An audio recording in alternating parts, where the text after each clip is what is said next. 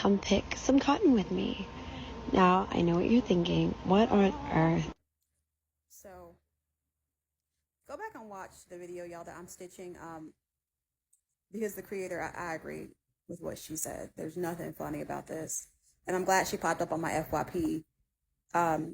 Because I want to talk about this, but I didn't want to stitch what's her name's video because I did not want to give her more views. My grandma picked cotton as a child.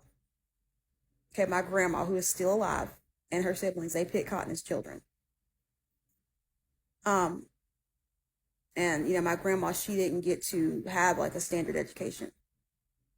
As y'all know, I've talked about, my grandma would go back and get her GED in later years, and she would even go to cosmetology school, which you have to be very smart to finish a cosmetology degree because it's not as easy as people think. Like, especially when you get into hair color and the chemistry of hair color and all, like, it's not like cosmetologists are very intelligent people. But all that to say, it's the lack of education that leads to this, to people. Like, what's her name? I can't even say her name because I'm convinced the entire account is rage bait at this point. But I do remember when I was in the sunken place, y'all. I used to be evangelical. I used to be a conservative. But even when I was in the sunken place, I think there's levels to it. Because I was never deep enough in the sunken place to where I would make certain jokes. I was never deep enough in the sunken place to where I would justify horrible things like what happened with George Floyd. Like, but I do believe it comes from a lack of education because the whole reason I was even susceptible to being an evangelical or being a conservative or being a Republican was because I was severely uneducated and I was miseducated through the public school system. I did not know my history. I knew a whitewashed version of Black history that kind of made slavery seem like, yeah, these people came here on a boat and they had to work all day, but it wasn't that bad. That's what I was taught about slavery through public schools. And I'm pretty sure it hasn't gotten any better. So we have generations of Black people who, and that's what they believe. That I think that's why she's making light and she's making fun of it, because she's probably the product of definitely evangelical Christianity and public school. And they treat and teach slavery like, yeah, they were just, they had to work in the sun and, they had to work all day, but and they got beat sometimes. I didn't know the atrocities. I didn't know that chattel slavery was basically daily torture. I didn't know about the breeding plantations. I didn't know about the cannibalism. I didn't know about buck breaking. I didn't know about the picnics. I didn't know that they would literally leave church. Our brothers and sisters in Christ, right? They would leave the church, have a parade through town with whoever they were lynching that day. And their children participated in this. They would lynch the Negro. And they would barbecue them and eat them. And they would take body parts, they would take our skin, and they would make wallets, they would make furniture. Those great Christian people, that's what they would do to us. And I did not know that. So, what's her name? And so many Black people like her, I feel like they, as wrong as they are, and as we look at them and we're like, what is wrong with you?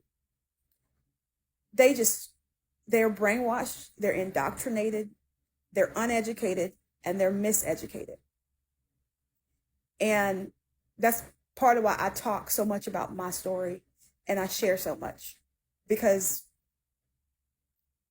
that's what leads to the sunken place. You don't know your people. You don't know your history. You know what white people told you about your people. You know what white people told you about your history. There's so much, like, even about my own family, I didn't know because I never asked, because I was just being taught this stuff in school and I just applied it to my own family, but I never sat down with my elders and I never asked them questions about their childhood. I never asked them questions about our lineage and our ancestors. And this is what's missing, and this is what's leading to the uptick in Black conservatives. This is what keeps Black people in a version of Christianity that is colonized and that denies us of who we are. And I'm glad she goes viral so we can have these conversations, and hopefully we can pull other people out of the sunken place. And it starts with educating them because they are ignorant. She has no idea, and she's married to a guy who obviously is he's palm colored. He is just as uneducated and miseducated as she is.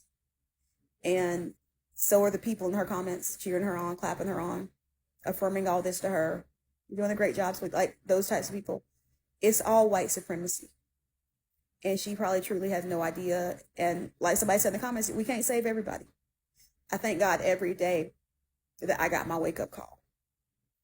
And that I'm able to now change the trajectory of my life and my child's life and my entire lineage. Because I'm no longer cooning. I'm no longer believing the lies that I was sold. So just pray for old girl, y'all. It's going to take divine intervention because God himself had to reach down from heaven and pull me out of my sunken place. So let's just have compassion for her, and let's continue to have these conversations and talk, because we might not be able to save her, but there are other people, especially the younger people, who will listen and who we can educate and who we can change the trajectory of their life and their lineage if we can educate them. And if we can get them to see that they've been deceived. But y'all know how it goes. It's easier to deceive somebody than it is to tell somebody they've been deceived. I love y'all.